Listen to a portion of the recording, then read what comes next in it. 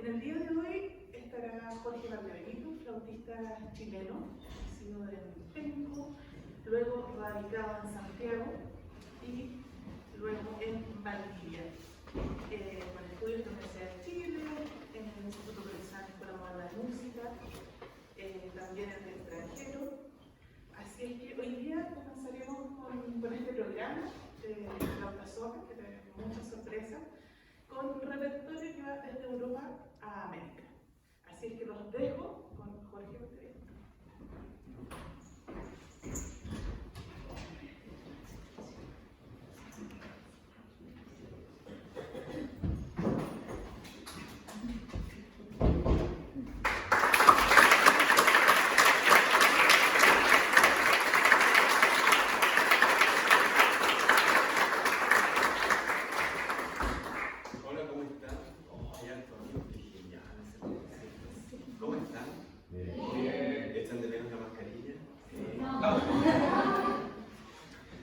Bueno, yo debo dar las gracias al Conservatorio de Música por la bella gestión de hacer estos ciclos de flauta los días miércoles, lo que nos ayuda a todos los flautistas regionales y a los compositores también que tienen obras para flauta, como en este caso que vamos a entrenar algunas que es importante tener en consideración también.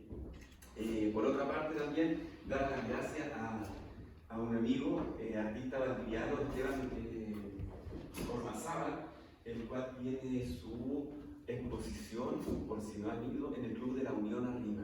Así que si quieren ir a ver más de estas pinturas, la entrada es totalmente liberada, es un bonito panorama, por ahí hay café donde ir después a compartir algo y a ver qué obra fue la que más les gustó. Así que es un doble concierto, uno a través de los ojos y otro a través de los sonidos. Así que espero les guste el programa que tengo preparado para hoy, que vamos a empezar con algo clásico, ¿no? Música antigua, no tan antigua, pero de 1700 hacia atrás, es como antiguo ya para nosotros, no estamos acostumbrados a tantos siglos. Voy a empezar con una sonata de Carl Philipp Emanuel Bach, que consta de 3 movimientos y que en el original era para hacer música de cámara y eran 6 obras que hizo y entre ellas estaba esta. Sonata significa que tiene que sonar, por eso la diferencia entre cantata y sonata. Las cantatas son de canto, la cantada, y las sonatas son para los músicos que o tocamos cuerda, o violín, o flauta, o guitarra, o piano, para sonar. O violín. O violín.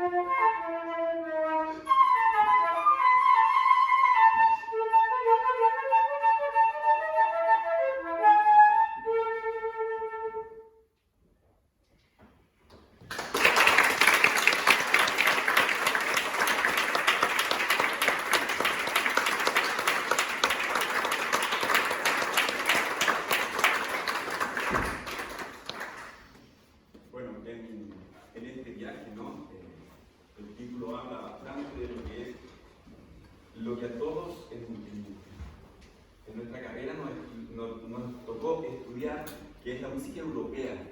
Pero ¿qué pasa en América Latina con los compositores? Voy a hacer las melodías número 1 de César Guerra Piexe, que es un compositor brasileño. Él era violinista, conductor de orquesta, arreglador, tenía muchas cualidades muy buenas. Y compuso las melodías. Las melodías son unas melodías que eran para acompañar algo recitado. Entonces se tomaba como melodía una especie de recitado pero musical. Y él en 1947 me parece compone esta que es la primera, luego la segunda y la tercera la compone el 48 y termina en el 50 con la tercera. Entonces estas son las primeras obras pertenecientes al dodecafonismo cuando recién estaba partiendo. ¿Qué es lo bueno de esta pieza? Que ustedes van a encontrar, a diferencia de la que acabo de tocar, que todo súper lógico, están todas las notas bonitas, es diferente, es un lenguaje distinto. En cambio, el dodecafonismo trata de ubicar las 12 notas musicales, pero en una línea melódica. Ahora bien, lo que da como resultado una música que es bastante tensa en algunos instantes, no tiene esa característica armónica que es la que uno siempre escucha, sino que van a encontrar que tiene algunas tensiones medias extrañas, unos giros melódicos como que no son. ¿Por qué? Porque ellos tratan de arrancarse de lo que es la música tradicional. Entonces tratan de hacer de que tanto el pulso no se sepa cuál es y también no se sepa en qué tono está. Eso era ya, pero lo máximo. Si uno no sabe, entonces va a sentir algo muy extraño. Pero también la gracia es que tenga algún tipo de expresión. Bien, entonces vamos a escuchar la melodía. Y es divertido porque ellos se están separando, por así decir, de lo que son las formas tradicionales que se venían haciendo. También lo hace al menos en 3 movimientos él. Originalmente las melodías tenían 3 movimientos y eran de origen griego. Entonces ellos toman esa idea, pero lo hacen bajo un punto de vista totalmente nuevo. Es el mismo auto, pero eléctrico. Es como eso. ¿Sí? ¿Se entiende? Veamos cómo suenan las melodías César Guerra Piexe, Brasil.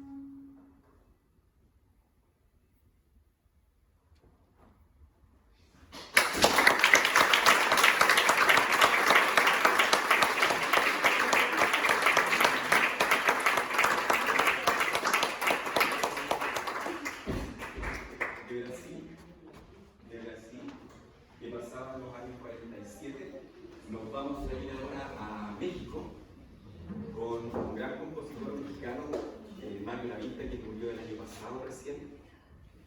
Él es un compositor bastante iluminado, tiene cualidades bien importantes dentro de la música del Brasil, o sea, perdón, de México. Esta obra, que se llama Lamento, se la compuso a su tío cuando murió, después de un año. Esto fue compuesto en 1980. Y su tío se llamaba Raúl Lavista, también era músico y era violinista y director de orquesta. Mario Lavista le gusta mucho la filosofía oriental, entonces él en todas sus composiciones tiene algún verso o algo que lo haga recordar a ese tipo de filosofía. Entonces él busca en su obra que tenga como ese tipo de equilibrio. Entonces, la obra que vamos a escuchar a continuación también es latinoamericana, pero es de 1980, ya es otra época del periodo musical. Aquí van a ver ustedes que hay muchos colores, hay sensaciones, es distinta a lo que se escuchaba en el 47 con el dodecafonismo, ¿no? Que era más tenso. O sea, si bien se habla que Guerra Piex tiene mucho del Brasil en su composición, es muy exuberante en las cosas que hace. En esta obra van a ver que, claro, como mexicano debería también tener un montón de paletas de color, pero no. Su filosofía de Mario Lavista es más horizontal, por así decirlo. Entonces él, como decíamos, hace siempre remembranzas de lo que es la filosofía oriental. Entonces, el lamento de Mario Lavista, que él se lo hace a la muerte de su tío, él nos pone esto al inicio de la obra. No me atrevo a elevar la voz en este silencio, porque temo turbar a los moradores del cielo.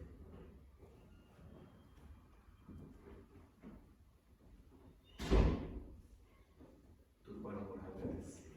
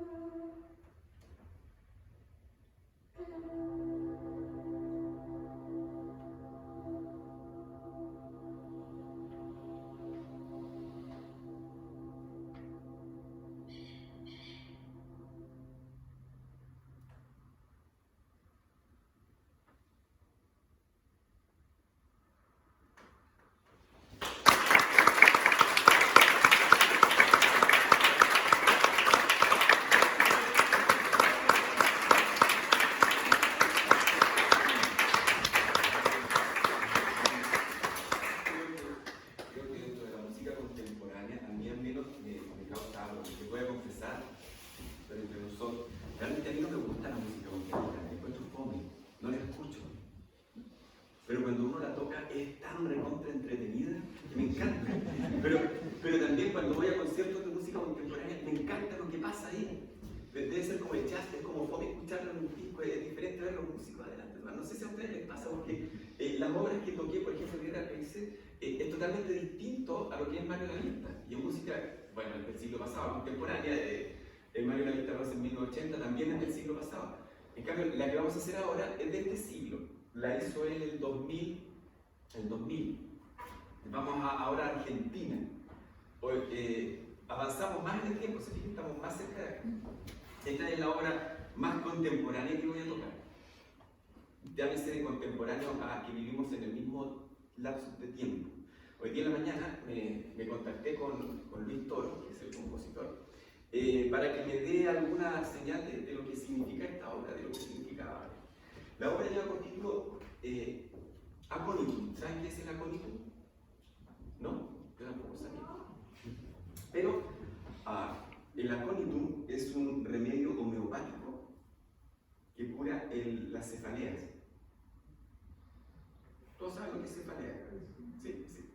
Bueno, entonces, esta obra está basada.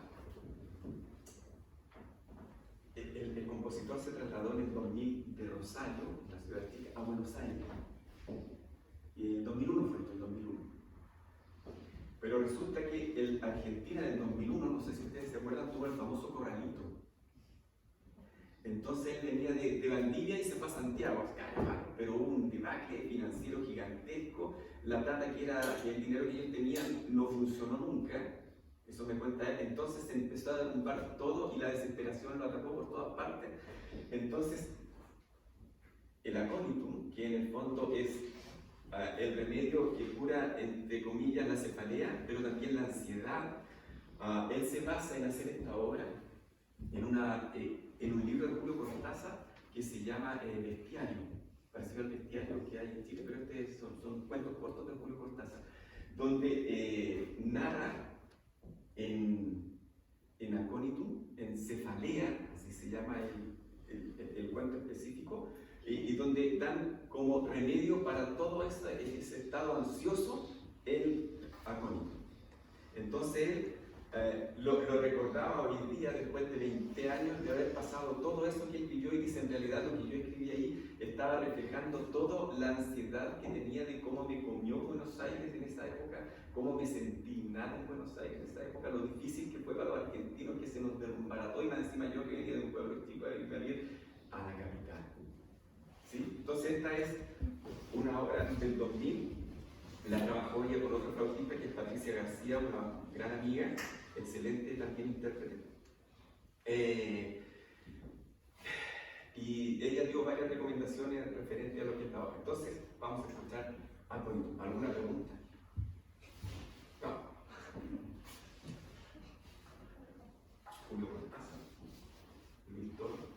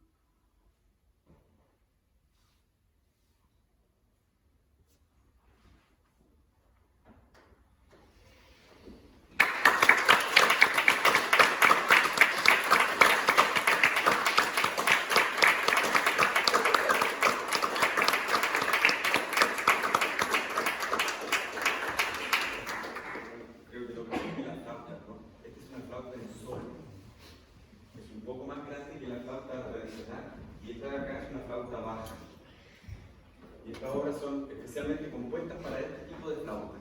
Por eso los armónicos son las mismas posiciones que la flauta tradicional, pero el sonido es distinto. Entonces la capacidad aeróbica es diferente, todo cambia. Para finalizar nuestro concierto, voy a hacer una obra de Gabriel Matei, compositor chileno. Vamos a terminar en Chile.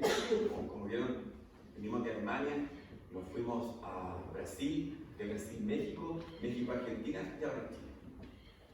Con una obra que es bien particular, se llama El Pastorcito de Júpiter.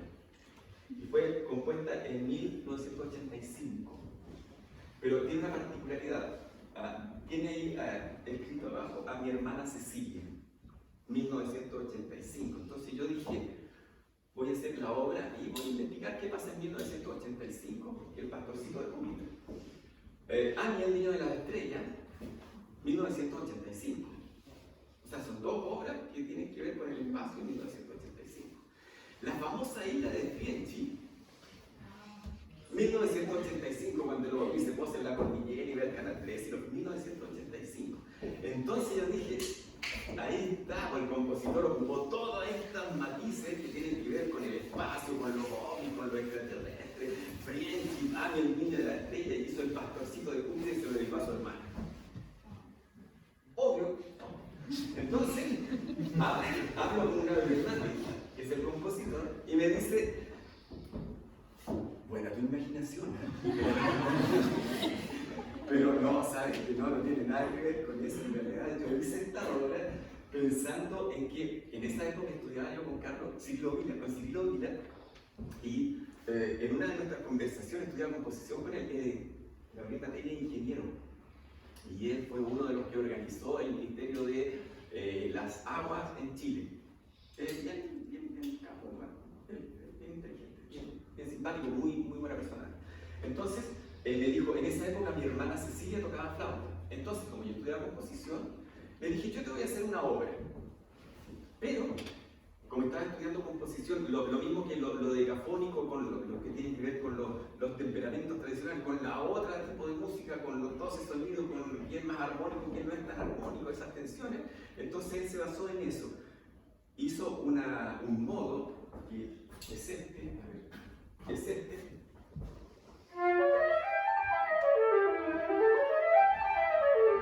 Entonces ese modo pasa a ser como lo tonal, pero lo mezcló con lo atonal.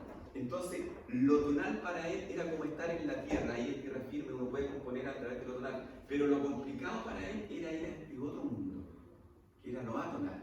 Entonces él quiso hacer una obra que estuviese entre lo tonal, la tierra, y algo bien disparatado, que fuese como Júpiter. Entonces, para el nombre, me dijo que en el fondo lo hizo así, ¿sí? Los pastores tocan flauta, siempre se sabe que los pastores tocan flauta. Entonces tenía que ser el pastorcito, porque es una obra tierna para la hermana.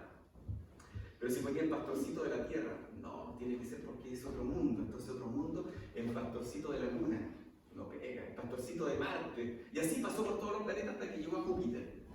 Dijo, el pastorcito de Júpiter, sí, eso queda. Y por eso se llama el pastorcito de Júpiter. Entonces, con esta obra voy a finalizar el concierto. Espero les haya gustado y les guste también esta obra, que es muy delicada, tiene cosas bien bonitas. Hermosa obra, hermosa obra. Estaba feliz de que la reestrenáramos.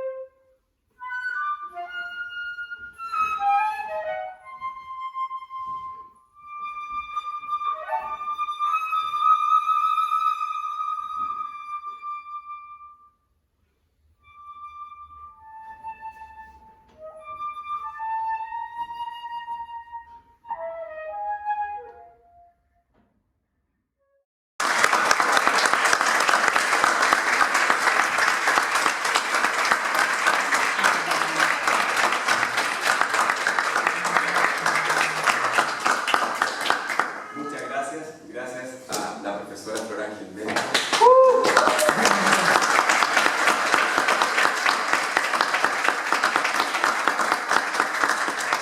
Al director del Conservatorio Vladimir Carrasco por su trabajo.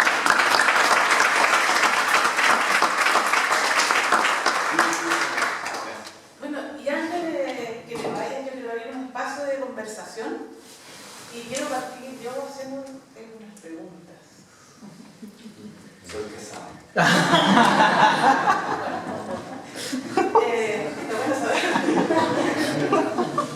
¿En qué momento de la vida pasas al estudio de obras de esta época? Porque, por lo que sé, por lo que estuve averiguando, tú tienes una formación más bien tradicional. Parte con Jorge González en Concepción hace muchos años atrás. Luego en Santiago con Juan Carlos Herrera, luego en Hernán Jara y luego después en Eslovaquia con Tomás Janoschik. Y todos tienen una formación bien tradicional, no del lado contemporáneo. Entonces, ¿en qué momento de la vida, ya sea personal, musical, decides dar como este paso a la música ya más cercana a estos tiempos? A este tipo de música. Interesante pregunta. Creo que dentro del espacio que uno tiene como músico, en la medida que vas madurando o envejeciendo, según cómo se tome, te vas dando cuenta que en el fondo todo lo que tú estás haciendo como intérprete no es tuyo. Y nunca lo vas a poder hacer como lo hacen ellos, que son los dueños de esa música. Entonces, llegó un momento en que aunque yo tocase Bach, no porque es romántico, no porque está muy duro, no porque no, es que Bach es esto. Entonces, después que pasé por todo ese episodio que a todos los músicos nos pasa, Bach se toca así, Mozart lo puedo tocar así o no lo puedo tocar así, ¿qué Mozart? ¿Cómo toco Mozart? Pero ellos, es de ellos, es como si nosotros les hiciéramos una cueca a ellos. No pueden hacer el zapateo de la cueca porque no lo conocen, aunque esté escrito no es lo mismo. Y cada vez que escuchemos una cueca tocada por ellos vamos a decir, le falta. No. Entonces, después que pasé por todas esas escuelas, me di cuenta que en realidad lo que necesitaba yo era poder tener una obra en la cual yo me sintiera cómodo interpretándolo sin que nadie me diga, no, es que eso no es así. Porque los latinos, este gran país que es Latinoamérica y América en general, no digo América porque pasa a ser Estados Unidos y otra cosa, pero de México hacia acá, digamos, hay tanta creatividad, hay tanta gente muy capaz que hace cosas muy buenas, pero generalmente se está mirando hacia el otro continente de donde nació todo esto. Entonces todo lo que hacemos es distinto y es malo, no sirve.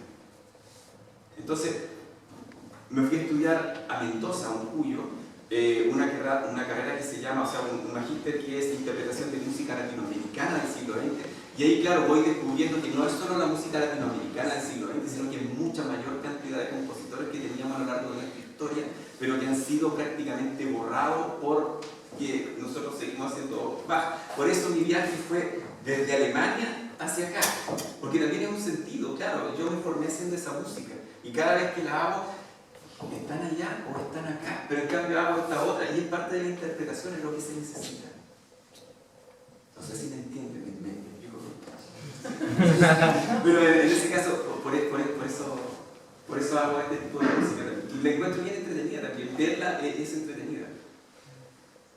¿Y cómo te enfrentas a la interpretación de obras antiguas a diferencia de obras más nuevas? En obras antiguas no tenemos un compositor vivo, ¿cierto? Acá tenemos muchas veces compositores vivos o tenemos también más acceso a una información más, no sé, online, más en los antiguos tenemos más tratados. ¿Cómo va el trabajo de interpretación? El trabajo de interpretación. Creo que aunque uno lea mucho lo que es la historia, nunca vamos a poder reflejar lo que realmente pasó. Como dicen, la historia la escriben los que ganan, y dentro de la historia musical hay muchos perdedores también. Pero cuando uno escucha, por ejemplo, la música rusa, voy a decir ruso, pero aquí no me censura, sí digo ruso, ¿no? la música rusa, que es una música que nos llega a todos y que nos gusta escucharla también, tiene una característica que es diferente a la música que es un poco más elitista, que es la música europea, que se hacía en pequeños salones para pequeña gente, para algunos nada más. Entonces nosotros los latinos no somos tan como para algunos, somos más de todos, porque funcionamos entre todos levantamos el país. Ellos ya están levantados, pero entre todos tenemos que hacer las cosas nosotros, si no, yo no lo puedo hacer solo, es más cooperativo acá. Entonces, en ese sentido, creo que trato de imaginarme cómo era el entorno en el cual vivía el compositor de la época y leer un poco lo que dicen los tratados, porque los tratados son una cosa, pero cuando tú estás en Europa y te hacen tocarla, te das cuenta que el tratado no servía de una cosa, porque ellos la han venido haciendo desde que alguien hizo un tratado. Es como los métodos, ¿no? Los métodos sirven para una persona, pero no sirven para todos, porque somos totalmente distintos. Entonces, cada uno es un método distinto. Pero en el fondo trato de ir conservando aquellas cosas que yo creo que realmente podrían haber sonado bien. Porque más encima me enfrento a una, que por eso lo hice también, tocar a Carl Philipp Emanuel Bach con una flauta con estas características. ¿Qué estilo le puedo dar? De sonido. Entonces, ¿para qué toco con esta flauta? Si eran de madera y no tenían tantas cosas. Y vuelve nuevamente uno a replantearse, bueno, ¿puedo hacer ese tipo de música con este tipo de flauta o no? De nuevo, es como, no sé, tocar un San Juanito con quena. No es lo mismo que tocar un San Juanito con flauta dulce. Los que tocan San Juanito lo deben conocer. Pero, ¿se entiende? Sí, pero de ahí parte toda mi idea, mi interpretación. Lo importante creo que es poder mostrar algo que guste a todos. Salir un poco del encuadre que tiene la música. Por eso los cuadros se fijan, porque si no les gustaba la música se aburrían. Pueden ver las cosas. Es que nos pasa a todos cuando estamos sentados ahí. No es porque no sea músico, de repente no te aburre lo que está sonando. Claro, sería genial tener la música, pero no es así. Entonces no se empieza a fijar los zapatos, por eso es un buen consejo. Pero básicamente es eso. ¿Alguna consulta? ¿En qué momento llegó a la música atonal, así por así decirlo, de su carrera? De mi carrera. Cuando fui a un Cuyo, Mendoza, Argentina, ahí estuve, totalmente me cambiaron el esquema, me movieron el centro y aprendí a valorar lo que son estas cosas, estos compositores. Claro, yo lo estoy haciendo, pero en el común de los conciertos no se hace la música nacional. Y eso complica también, porque dentro de todo, a todo el mundo no le puede gustar Arjona, perfecto, pero si lo escuchan 1000 veces les termina gustando. A mí no me gusta el reggaetón, y cuando partió a nadie le gustaba, porque denigraba mucho a la mujer, y decía, todos escuchan reggaetón. Entonces, ¿qué necesitamos? Tocarlos más, porque no son malos, son buenos. Pero se necesita escucharlos más, tenerlos más en el oído. Y así a lo mejor podemos rescatar una música que sea totalmente propia y que se haga aquí, como las tonalidades que existían en la música popular de los años 70, cuando Luis Albi era el que hacía los arreglos de los grandes grupos. Y eso se perdió. ¿Por qué elige esos cuadros en relación a la música? ¿Por qué elige esos cuadros? Bueno, porque es un poco contemplativo, porque habla de cómo nosotros deberíamos vivir nuestras vidas de una forma un poco más sencilla, y porque aunque uno quiera hacer lo que sea, es un cuadro y no puede reflejar la realidad, pero es uno que la intenta por dentro, igual que la música. Si yo me abstraigo de eso, voy a ser un tocador nomás. Necesito yo hacerlos llegar a ustedes, que ustedes digan, ¡ay, qué lindo el pasaje! Me encantó ese silencio. ¿Se fijan? Pero yo también lo vivo, entonces cuando lo estudio digo, no, me falta la mirada, hasta que logre, y llego aquí y sale algo totalmente distinto. Pero hay que practicarlo siempre para que no funcione así. No sé si me entiendo. ¿Queda reflejado eso? Sí. Eso. Mencionaba que en el magíster que hiciste en Cuyo de todo esto del rescate de la música contemporánea latinoamericana, aparte de Argentina, ya se lo dijiste, ¿cómo se está viviendo este movimiento a nivel latino en otros países? ¿O es algo pequeño todavía, empañante? Mira, Argentina tiene una cantidad de compositores gigantescos y están todos los días estrenando obras nuevas. Hay grupos de música contemporánea que funcionan y tienen conciertos estables durante el año y que solo se dedican a hacer música nueva. No a hacer reestrenos, no, a hacer estrenos de obras. Y tienen un público captado gigantesco porque ya están acostumbrados a ese tipo de lenguaje. Acá la Católica de Chile ha tratado de hacer eso, pero ha costado mucho. ¿Por qué? Porque nosotros estamos más influenciados por los medios, por las grandes empresas. Entonces no tenemos mucho consumo de este tipo de música o de música clásica en general. Tenemos 2 radios que hacen música clásica, acá al menos, la Beethoven y la Watch. Y la Watch no siempre toca música clásica o del gusto de todo el mundo, ¿me entiendes? Ellos no, ellos tienen programas que llevan 20 años. Uno de los compositores tiene un programa que ya lleva 25 años y se llama OSNI, Objetos Sonoros No Identificados. Entonces tiene su canal en YouTube y funciona. Jorge José, me parece, no, ¿cómo se llama? Bueno, es muy buen programa en sí, él como persona, como comunicador es bueno. Pero tiene muchas cosas que nosotros todavía no valoramos, que nos acostamos. Siempre hemos estado un poco más atrás. O sea, hay que tomar en cuenta que el Teatro Colón estrenó obras mundiales cuando se estrenaron por primera vez en Europa y de ahí se vinieron al Teatro Colón. Pero eso nunca llegó acá. Porque nosotros somos más isla, tenemos otra estructura, somos diferentes, estamos mirando para el lado, pensando en los humanos, en fin, ¿se entiende? Pero ellos son mucho más amplios, más grandes y están más conectados con nuestras cosas, igual Brasil, igual México. Pero es eso en el fondo, o sea, lo que nos falta es personas que estén haciendo cosas, criticando menos y haciendo más. Son muy críticos. Eso. Yo tenía una pregunta técnica. Nunca en mi vida había visto la flauta baja. Ya. Y cuando tocaste la pieza Lamento, había unas notas que sonaban como un ronroneo, como... Quería saber cómo se llama, no sé si es una técnica. Son técnicas extendidas, pero en el fondo cuando uno no toca mucho flauta, lo primero que hace es...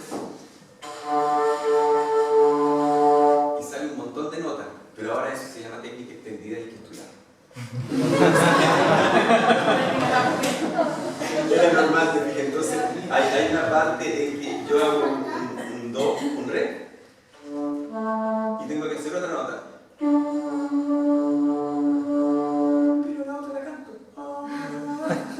Y eso da toda la cantidad de armónicos que tengo que ir escuchando mientras funciona. Sí.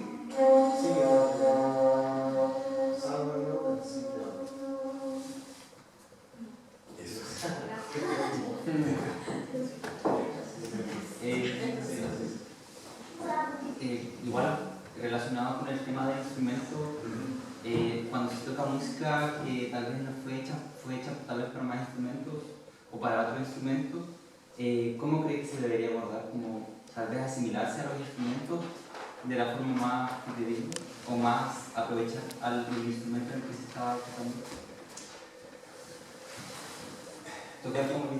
Es que, por ejemplo, acá yo hice solo música que era para el instrumento. Ni siquiera hay arreglos, no, es solo para el instrumento. Pero creo que es como nuestras identidades, ¿no? O sea, ¿cómo yo voy a pedir que una persona se disfrace de sacerdote? Claro, le pido a un actor que haga eso, pero existen los sacerdotes.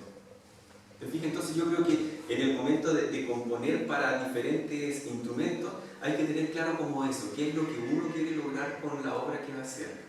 Si quiere, por ejemplo, que la flauta suene distorsionada, uno va a estudiar todas las distorsiones que tiene como para poderlo hacer. Si quiere que un violín suene distorsionado, que no suene como un violín, lo va a ver. Hay obras que son exploratorias y le llaman obras exploratorias que son para que el compositor pueda ver qué puede hacer con ese instrumento y escribir todo lo que se le ocurra referente a la flauta. Entonces, la flauta normalmente se toca, ¿cierto? Pero si estamos en una exploración, funciona. Funciona. Funciona. ¿te fijas? Pero es la flauta, y está hecho para la flauta, en un violín no va a sonar igual. Contesta un poco. Sería más no buscar, tal vez por ejemplo, con la música barroca que suele pasar, que el instrumento como que evoluciona, pero aún así no es el mismo instrumento. ¿Debería buscar asimilar el instrumento? ¿O aprovechar? Claro, uno como intérprete trata de que suene como podría haber sonado. Si uno es purista, pero si uno busca la música, necesitamos sonar como el timbre que tiene el instrumento. Porque como decía, o sea, no nos vamos a mentir, o lo hacemos con una flauta de madera que solo tiene 6 hoyitos, o lo hacemos con una flauta contemporánea, con sonido contemporáneo, con características contemporáneas, aunque la música sea antigua. Pero eso no es que esté malo, eso depende de cada músico, de cada intérprete. Y lo que plantea es una discusión que se ha llevado por años y hasta estos tiempos, y ahí después cada intérprete se va haciendo como cargo de la interpretación que va a hacer con todo un proceso. O sea, uno va teniendo como un desarrollo, un caminar, un transitar en este proceso del estudio de las obras y de los estilos. Pero claro, lo que tú planteas son discusiones que hasta el día de hoy se dan y que finalmente los intérpretes se van haciendo cargo de su versión y de su forma de tocar, y ahí está también la diversidad.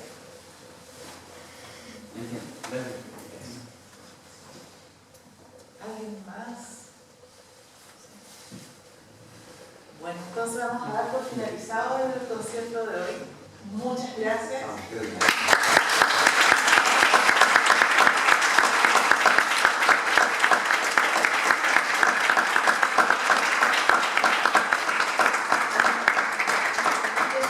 Estamos invitados para las próximas actividades que tenemos acá en el conservatorio y para el próximo concierto del ciclo de flauta, concierto número 3, que va a ser el 30 de noviembre con Bansuri. Así es que nos vamos cordialmente invitados. Que nos den bien y muchas gracias. Muchas gracias. Muchas gracias.